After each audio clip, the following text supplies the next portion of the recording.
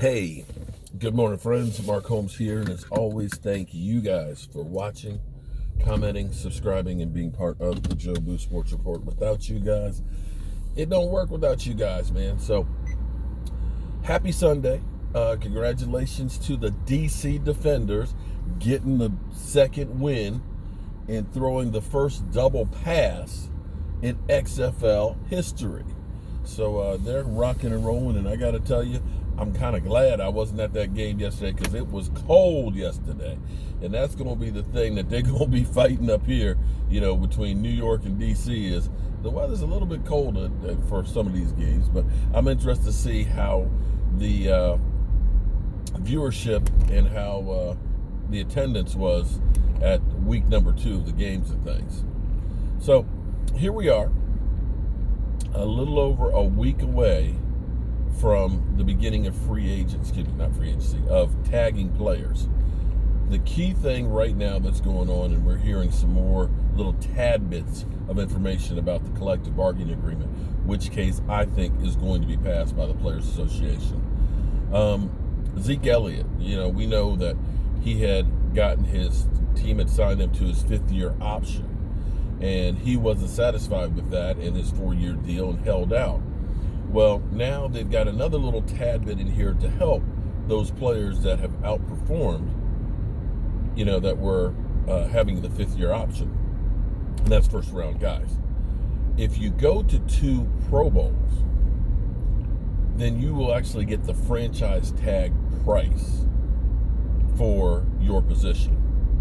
So for some guys, like if you're a late first-round guy and you're a cornerback, and you're scheduled to make, $9 million on the 5th-year option, well, the cornerback franchise price is actually more like 16. So you're looking at a big bump up in pay and incentive for the players. And this is where I think the owners, the main thing the owners want, let's be honest, they only care about the damn money. That's all they care about. And by getting that 17th game, they're going to get more money. So they're looking at all these different concessions to the players that'll help them out to get more money and less on the field fines and stuff, less marijuana testing. It'll only be for 2 weeks in April. So the rest of the year, you're good. As long as you can pass that test in April, you're good. And you're looking at more money in the salary cap starting this year. And this is where I look at where everybody's fighting about a couple $1 million here and there for Dak Prescott.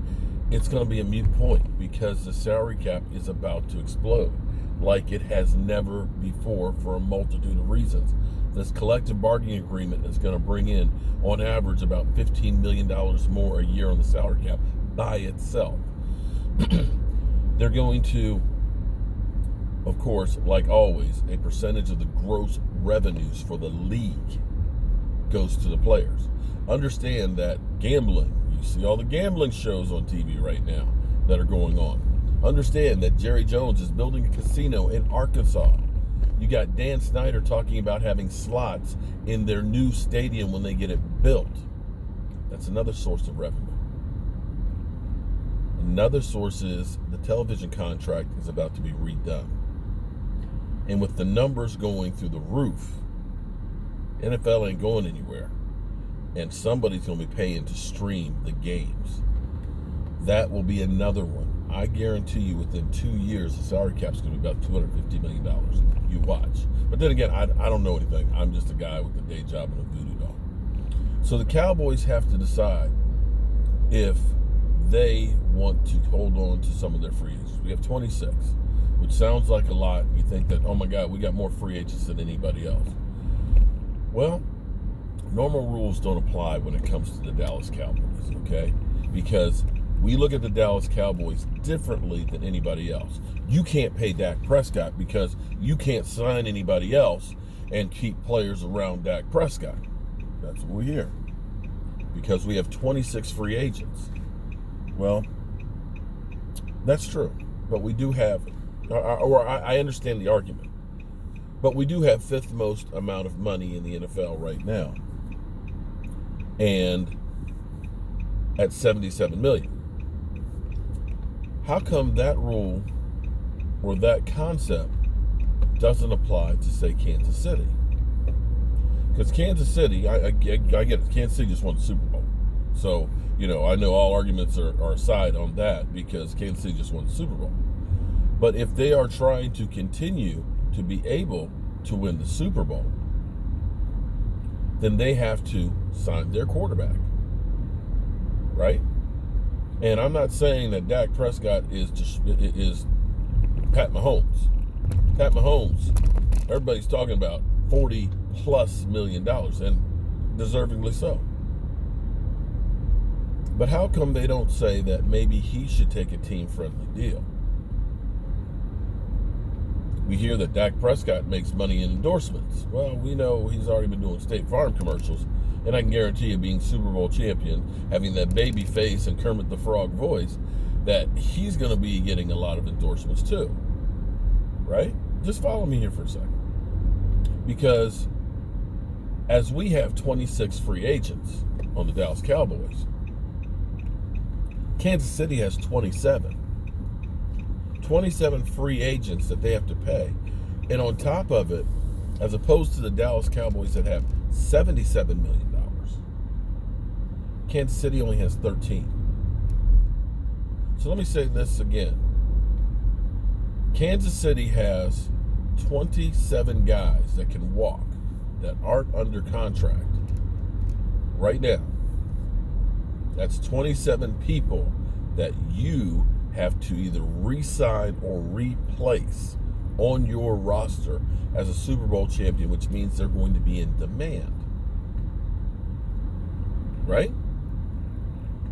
You got that ring, and people are going to look at you differently than if you are somebody from Tampa Bay. And you have to sign your quarterback to the richest contract in the history of football. But you only have $13 million. I have yet to hear one person, one talking head out there say, Pat Mahomes might think about making a team-friendly deal so that way he can keep the team around him and continue to win Super Bowls. Because they don't have any money. They don't have any money to sign their free agents. They don't have any money to sign their quarterback without restructuring other deals to get him under the cap. What they actually are doing right now is they're waiting until the CBA is done. Reason being is that's going to be some more cash that's put on to the salary cap for this year. The percentage of compensation for players will go up with this new CBA. And this is where the NFL is trying to push this on those guys. And so that means if you're a Deshaun Watson, if you are a Pat Mahomes, if you're a Dak Prescott, and guys that are looking at the team saying they don't have any money, you look at this deal differently because you're saying, you know what, this is going to be more money in my pocket today, right now, as I deal with this contract. So that's where teams may be holding off before they go ahead and get this thing signed to sign their quarterbacks. And why players are like, okay, let's see how much money is really going to be there to pay me. In the grand scheme of things, whether Dak gets 35, 33, 37, it really is not going to matter 2 years from now because of where the salary cap is. It's just not. And I'm amazed. I honestly am amazed at the amount of hate out there for a guy who, when he was drafted,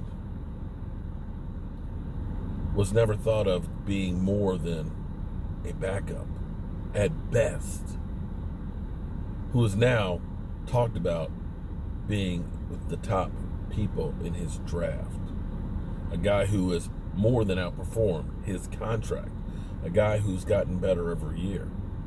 I don't understand the amount of venom and hate, especially on Facebook. There's some real assholes on Facebook. But I just don't understand why normal rules don't apply. I see guys that are, we talked about Baker Mayfield. I'd rather have Baker Mayfield. That's where people were last year. Did you look at his season, how it went? And when we talk about it, here's the biggest argument that I hear that drives me crazy. He was 8-8 and couldn't get them into the playoffs. Do you guys think that there's no quarterback out there that ever has a season that is, they fail to get in? Our Dallas Cowboys 3 years in a row were 8-8, 8-8, 8-8 with a win and get in game at the end of the season, and we failed on all three of those. Yet our quarterback still got paid after those 3 8-8s.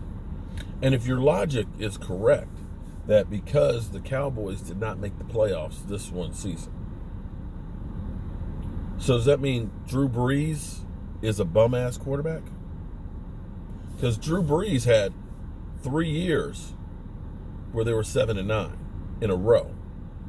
Half of Drew Brees' 18 years, they didn't have a winning record.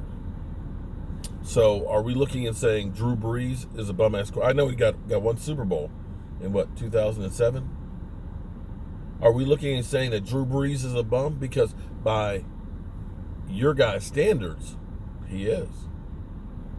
Aaron Rodgers last year, 6-9-1. So did that make him a bum-ass quarterback? And those are saying, I'm about winning Super Bowls. Okay. Well, we've only had 3 quarterbacks in the last 4 years, or is it 5 years, win the Super Bowl. So that means all of the other guys who haven't are bum asses? Or do those rules only apply to the Dallas Cowboys? I'm betting those rules only apply to the Dallas Cowboys. All right, guys. I will talk to you guys later on. I will see you soon.